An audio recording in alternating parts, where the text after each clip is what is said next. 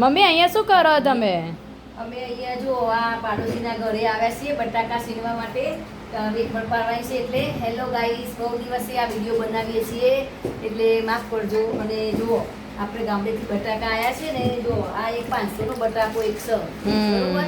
તો આ બટાકાનો આપણો ઉપયોગ લેવાનો છે ને, એટલે આપણે આને સોલી કાઢવાનો અને 2-3 પાણીથી પહેલા માટી કાઢી નાખવાની, પછી એને સોલી કાઢવાની સાલ ઉપરથી, અને પછી આ રીતે વેફર પાડવાની. જો આટલી પતલી વેફર પાડવાની, આવી પતલી વેફર પાડવાની, આ રીતે વેફર પાડવાની અને પછી આ રીતે સોલવાનું. જો આ રીતે સોલવાનું. પછી રાત્રે પાણીમાં રાખવાનું, સવારે બાફવાની. એ સવારે વિડીયો તમને બતાવીશું કઈ રીતે બાફવાની એ રીતે. પિંકી માસીને ત્યાં વેફર પડે જ નહીં. જો ગામડાના બટાકા અમારા પાડોશી અમને હેલ્પ કરવા આવ્યા છે. હા, એ જ ને. બટાકા ગામડાના કેવા મોટા છે બટાકા. એક 500 નો બટાકો છે. મેં શું તારે નહીં કરાવવાનું? ના, મમ્મી માસી બે કોરે છે ને એટલે વાંધો નહીં. એનું પરીક્ષા હા તે વાંચે છે. માસી ઓન કરો. ઓહો કરો. ઓહો.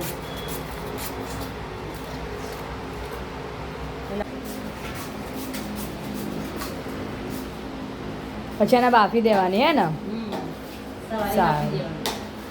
આખી રાત પાણી રાખવાની, પછી સવારે બાફવાની છે એટલે તમને બતાવીશું. સૂકવી દેવાની હે ને? ભાઈ આપણા 12 માસ સુધી જોવું ના પડે નહીં? હા, 12 મહિના સુધી એની સામે જોવું ના પડે. 12 મહિના ખાવાની મજા આવે. આપણો મફતના બટાકા ગામડેથી આવે છે. આપણે ખેતી કરીને લાવીએ છીએ હે ને? અમને અમારા માસીને આપ્યા હતા બટાકા. મોતીપુરા વાળા માસીને બટાકા આપ્યા હતા અમને.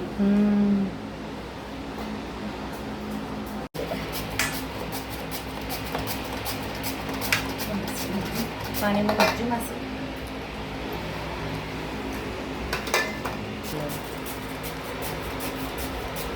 મોટા બટાકા હોય તો સોલવાની મજા આવે. મોટા બટાકાની ફળ પણ સારી પડી. Hello guys, good morning. તમે બધા મજામાં છો?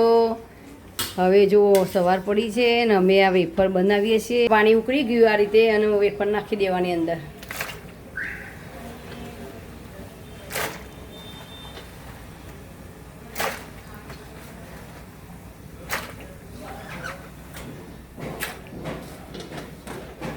જેટલું પાણી વધુ ઉકળે ને એટલું નખીએ ને તો પછી ચડતરવાર ના થાય. આ વેફર થઈ ગઈ છે. અમે આવી ગયા છે અમે પાડોશીના ઘરે મદદ કરવા માટે. તો જો આ વેફર બનીને તૈયાર થઈ ગઈ. હવે આને ખાટલામાં સૂકવી દેવાની, એક એક પોરી કરવાની. લાઈનમાં ગોઠવવાની. એક એક સૂટી લાઈનમાં ગોઠવવી પડી. બટાકાની વેફર છે આ.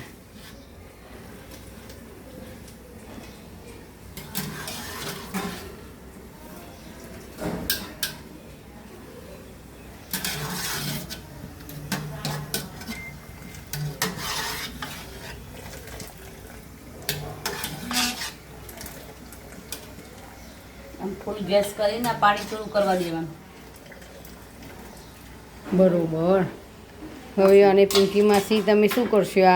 આ ટોકર ભર્યું એને શું કરશો તમે? આ થોડું ઠંડુ થાય ને એટલે સૂકં બાણું. અને આ રેફર કાઢી દીધી ને એ થોડી વાર ગરમ થવા દેવાનું. એટલે પછી આપણો આ રેફર કાચી રેફર ધોઈને આ ગરમ થાય ને પાણી બરાબર ઉકળું ને એટલે આમાં નાખવાનું.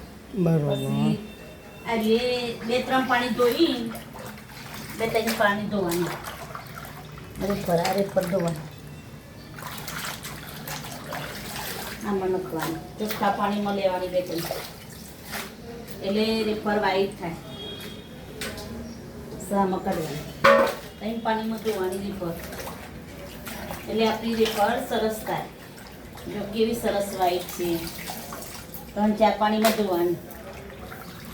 કેવી દેખાય છે સૂકી.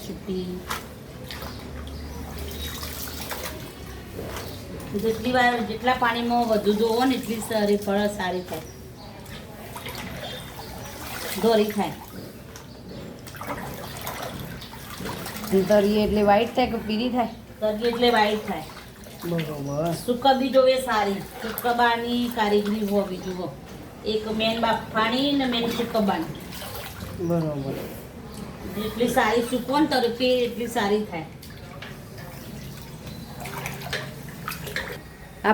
જો આ રીતે વેફર પોળી કરી દેવાની, ખાટલામાં સૂકવી દેવાની, એક છૂટી પાડવાની, અને આ મારો ખાટલો આખો ભરાઈ ગયો.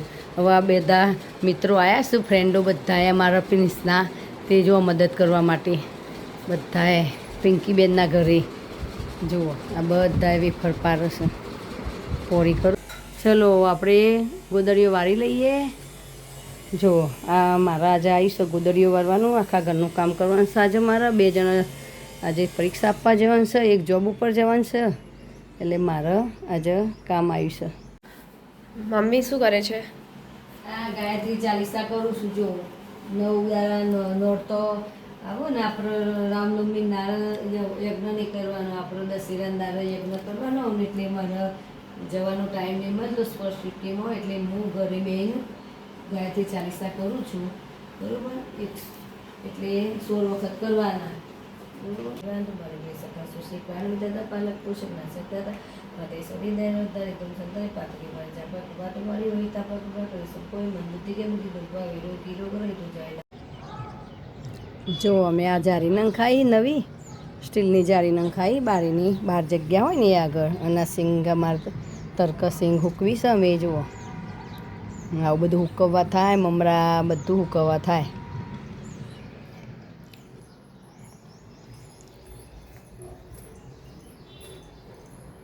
બાવ કરો બેઠ્યો. હવે મારા આખા ઘરનું કામ બધું પતી ગયું. હવે હું રોટલી કરું અને પછી તમને જમવાનું આપું. હો તે સુધી તમે રામ રામ બોલો. હો જો મારે 11:30 વાગી ગયા છે. હવે હું રોટલી કરું, જમવાનું આપું. બરાબર? જો આ રોટલીની તૈયારી કરીશ અમે. બરાબર?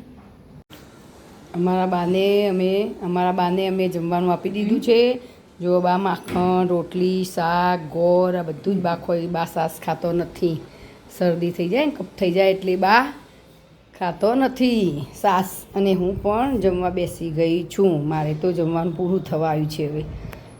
બરાબર?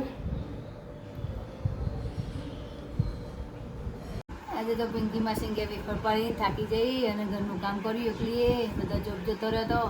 અને હવે મારે બધું કામ પતાવી દીધું. હવે હું ગાયત્રી ચાલીસા કરવા બેહું છું. બરાબર? અને રાત્રે થાકી પાકી ઊંઘી જઈ. કાલે આપણે પાપડ કરવાના મમ્મી? હા, કાલે આપણે પાપડ કરશું ચોખાના. હા, પછી ચમચાઈ પાડવાના જ નહીં? એ પછી પાડીશું. પાપડ પાન બનાવવાના.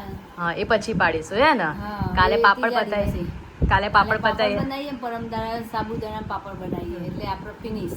કાલે આપણે ગાઈઝને શીખવાડીશું પાપડ કઈ રીતે બનાવીએ. હા, બરોબર. હે ને? કાલે આપણે એનો વિડીયો લઈશું, બધાને બતાવીશું કે અમે પાપડ ચોખાના કઈ રીતે બનાવીએ છીએ. હે ને? હા, સારું, ચલો આવજો, bye, bye bye. Good night. કાલના બ્લોગમાં મળીએ.